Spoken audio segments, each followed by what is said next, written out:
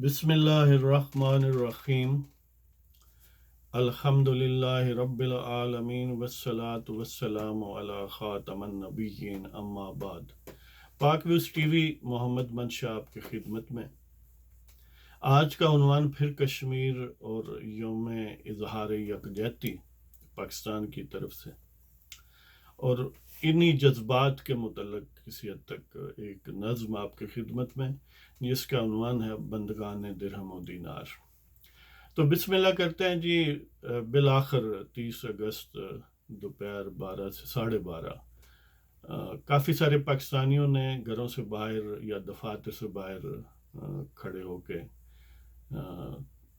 اپنا احتجاج ریکارڈ کروایا یا اظہار یکجہتی کیا کشمیریوں کے ساتھ، جو بھارتی افواج کے ظلم و ستم کا نشانہ بن رہے ہیں۔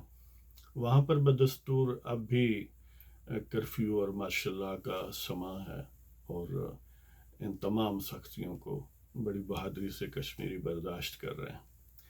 تو یہ ہماری طرف سے ایک تو جیسا کہ آفیشلی یہ بات کہی گئی کہ یہ اظہار یکجہتی ہے، لیکن بعض مبصرین کی نظر میں اور حقیقتاً ہے بھی ایسا، یہ بے بسی کی عکاسی ہے۔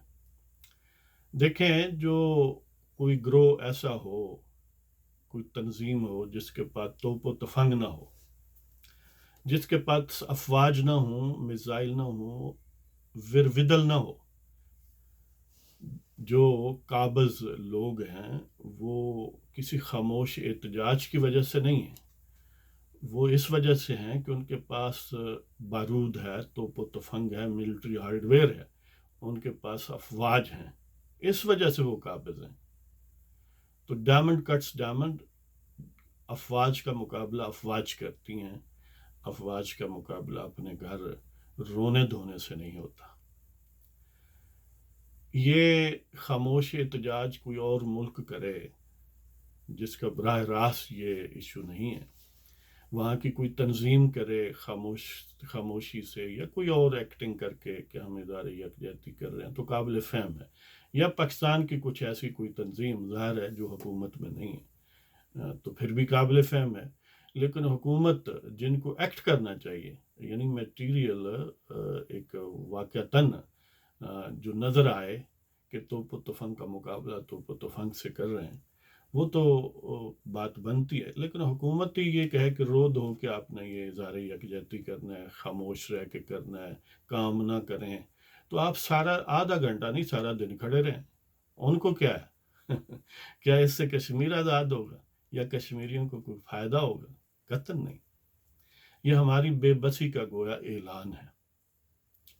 اس لیے ہمارے حکمرانوں کو اپنی بے ہمیشتی اور بے حسی کی پالیسی کو ترک کرنا ہوگا، اور وہ جو کہتے نہیں تھکتے کہ ہمارے پاس دنیا کی بہترین فوج ہے، ہمارے پاس دنیا کی بہترین انٹیلیجنس ایجنسیز ہیں، وہ 20 کروڑ لوگوں کو جو پاکستانی ہیں ان پر تو قبضہ کر سکتے ہیں، لیکن کشمیر کو آزاد نہیں کروا سکتے۔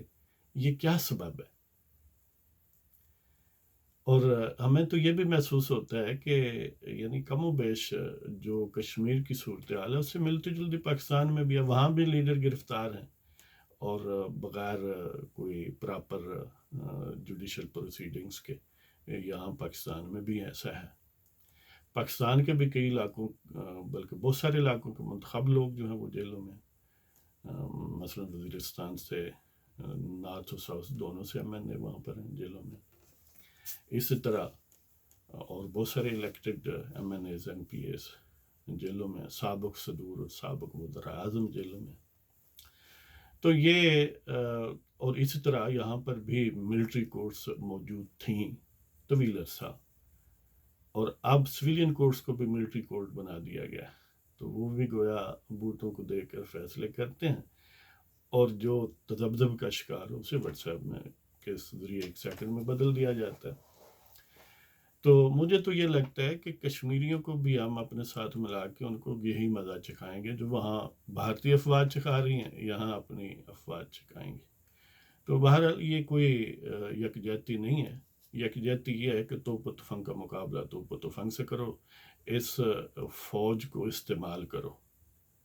کیا وجہ ہے کہ ہم کولیشن سپورٹ فنڈ لینے کے لیے، نیٹو کا الائی بننے کے لیے تو 10,000 لوگوں کو قتل کر سکتے ہیں اور لاکھوں کو قتل کروا سکتے ہیں، لیکن کشمیریوں کے لیے یا پاکستان کے تحفظ کے لیے، کشمیریوں اور پاکستانیوں کی عزت و ناموس کے لیے کوئی تکلیف نہیں کرتے؟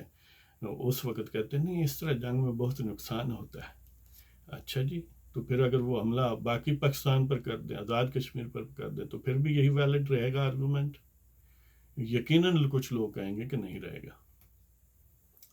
پھر کیوں نہیں رہے گا؟ پھر بھی تو تباہی ہوگی نا۔ تو پھر جو ہی حملہ آور ہے اس کے فوراً بوٹ مارنا شروع کر دو، جس طرح کہ ہم نے امریکیوں کی صورت میں کیا۔ تو یہی فلسفہ کار فرمایا کہ پاکستانی گردن نہ اٹھائیں، سر نہ اٹھائیں، ان کی گردن دبوچ لیں، لیکن کوئی حملہ آور آئے تو اس کے پاؤں پڑ جائیں اور جوتے مارنا شروع کر دیں۔ یہ اظہار یکجہتی ہے۔ تو یہ بے ہمیشتی اور بے حسی کی پالیسی پاکستان کے یہ جو فیک حکمران ہیں، لگتا ہے ان کے ڈی این اے میں شامل ہے۔ اللہ کرے کوئی ایسا دن آئے پاکستان کے عوام کے جذبات کی عکاسی کرنے والے حکمران آئیں اور پھر اینٹ کا جواب پتھر سے دیں، صرف زبان سے نہیں، عملی طور پر دیں۔ تو اسی کے ساتھ ہی JUIF مولانا فضل الرحمان کی پارٹی، انہوں نے اپنے جو آزاد کشمیر کے علماء یا ان کے ارکان ہیں ان سے مشاورت کے بعد یہ فیصلہ کیا ہے کہ 19 ستمبر کو وہاں پر لانگ مارچ یا آزادی مارچ ہوگا کشمیریوں سے اظہار یکجہتی کے لیے۔ یہ بات قابل فہم لگتی ہے، اس لیے کہ JUIF کی حکومت نہیں ہے، ان کے پاس مسلح افواج نہیں ہے، ان کے پاس میزائل نہیں ہے، تو ان کی طرف سے یہ رونا دھونا تو سمجھ میں آتا ہے، لیکن ایک ہاتھ میں میزائل ہو اور نیوکلیئر بم ہو اور ساتھ جو ہے چیخے مار رہے ہوں کہ میں کیا کروں، یہ عجیب قسم کا پاگل پن ہے۔ بہرحال یہ فلسفہ بنی گالہ شریف اور وہ جو GHQ نام کا مندر ہے پنڈی میں، جب تک ان کے ہاتھ میں معاملات ہیں ایسے ہی رو دھو کے ہم کشمیر کو آزاد کروائیں گے۔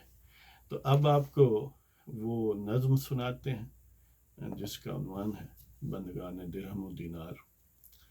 تو راہ و رسم بڑھائی بے وفاؤں سے ہم نے، راہ و رسم بڑھائی بے وفاؤں سے ہم نے، فریب کھائے ہیں جھوٹی اداؤں سے ہم نے، راہ و رسم بڑھائی بے وفاؤں سے ہم نے، فریب کھائے ہیں جھوٹی اداؤں سے ہم نے، عہد الست توڑا خدائے لم یزل کو چھوڑا، پیمان بندگی باندھا نئے خداؤں سے ہم نے، عہد الست توڑا خدائے لم یزل کو چھوڑا، پیمان بندگی باندھا نئے خداؤں سے ہم نے، مثل عاشق جبین افرنگ کی شکن سے خوف زدہ، مثل عاشق جبین افرنگ کی شکن سے خوف زدہ، نہیں کچھ بھی سیکھا پہ ہم جفاؤں سے ہم نے، مقدمہ جیش صلیب ہم لیکن بنام دین و وطن، بیٹے لیے اہل ایمان کی ماؤں سے ہم نے، مقدمہ جیش صلیب ہم یعنی جو کراس کی فوج ہے، جو آرمی آف دی کراس ہے،